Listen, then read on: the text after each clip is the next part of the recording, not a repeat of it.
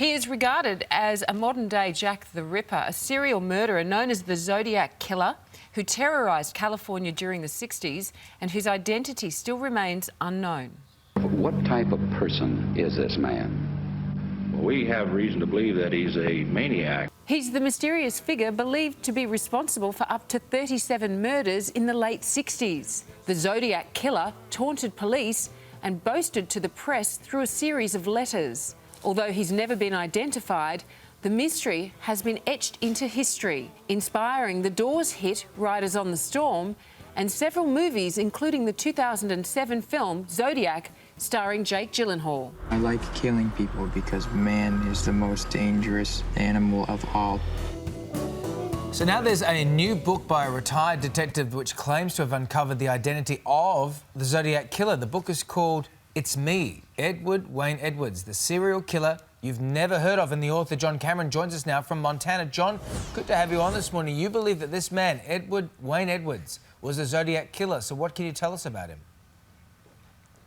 Sure. In 2010, I ended up befriending Mr. Edwards after he was identified as a serial killer at age 77 for the first time.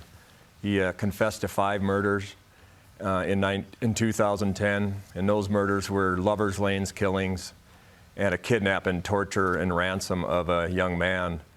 And when he got identified, they sent out memos to all the agencies that had unsolved murders that were similar to his, and I had one from 1956 in Great Falls, Montana, a lovers' lane killing, just like the Zodiac. And I ended up placing Mr. Edwards in Great Falls in 1956 at the time of our killing, and confronted him to confess to that killing. And what it turned into was a game of letter writing against the real Zodiac Killer.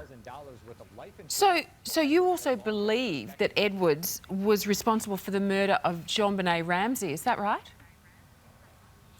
Yeah, very early on in the investigation in 2010, I connected him to the Zodiac killing and the killing of JonBenet Ramsey.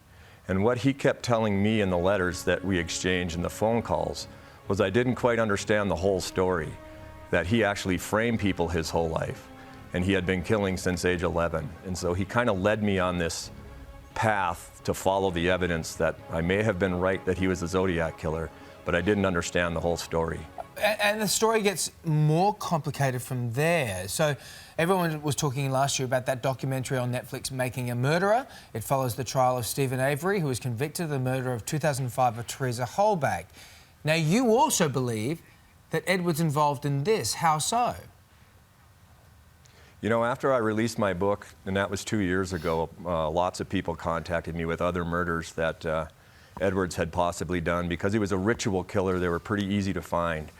And I got a lot of emails that I needed to watch Making a Murderer because it appeared to be an Edwards setup. And within the first 4 episodes, the prosecutor said that she was killed by rope, by knife, by gun, and by fire.